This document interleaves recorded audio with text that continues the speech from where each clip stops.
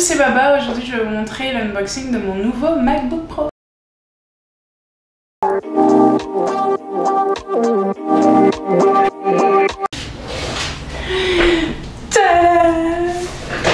Alors, c'est le nouveau MacBook Pro 16.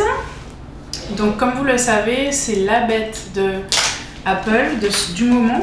Donc je pleure un petit peu pour ceux qui ont acheté un MacBook Pro il y a 2 semaines avant la sortie de celui-là. Donc voilà la bête. Voyons ce que ça donne. Alors c'est une très grosse boîte, elle est très lourde, elle est plus épaisse que les boîtes habituelles de Mac. Mais bon, c'est une grosse bête, hein, donc je peux comprendre. Et puis vu le prix aussi, il y a intérêt que ce soit plus lourd. Regardez l'épaisseur. C'est super gros en fait, c'est différent des anciens. Donc moi j'ai pris en gris, parce que c'est la couleur que j'aime bien. Le gris sidéral c'est bien, mais je préfère celle-là en fait. C'est un peu comme mon ancien. Voilà l'ancien. Mon petit bébé qui m'a duré quand même 6 ans. Je l'aime et je l'adore. Et le nouveau. Donc le papier aussi a changé. C'est un petit peu un papier plus lisse. Avant c'était transparent. Là c'est un peu blanc. Waouh! Regardez-moi ça. My God.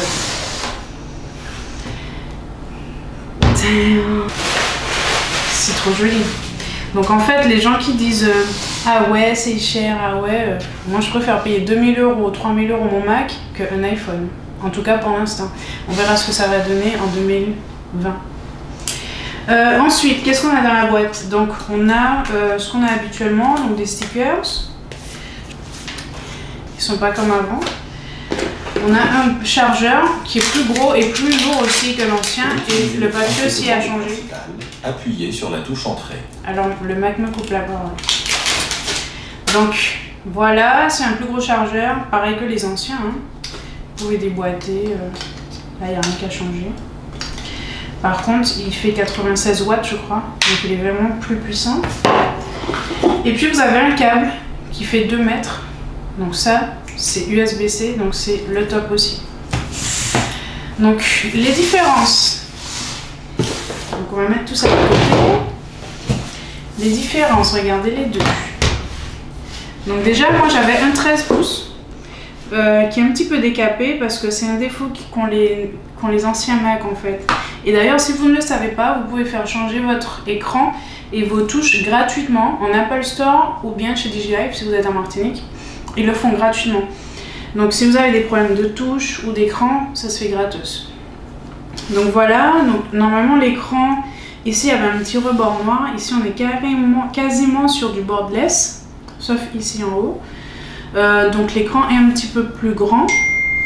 Déjà c'est normal parce que ça c'était un 13 et ça c'est un 16, mais il est un tout petit peu plus grand aussi que le 15. Après au niveau de l'épaisseur, c'est ça. Là, il y a un vrai changement d'épaisseur par rapport au 15 et au 13. Après, au niveau du poids, il est quand même assez lourd. Hein. Même s'il est plus fin, je trouve qu'il est beaucoup plus lourd que les anciens. Donc voilà, pour l'instant, ça c'est les plus grosses différences que j'ai pu voir. Franchement, il est magnifique. Donc je vais essayer de vous faire une vidéo test quand je l'aurai utilisé, donc la semaine prochaine peut-être. Et puis entre temps, je vous dis à bientôt. Abonnez-vous sur ma chaîne. Ciao!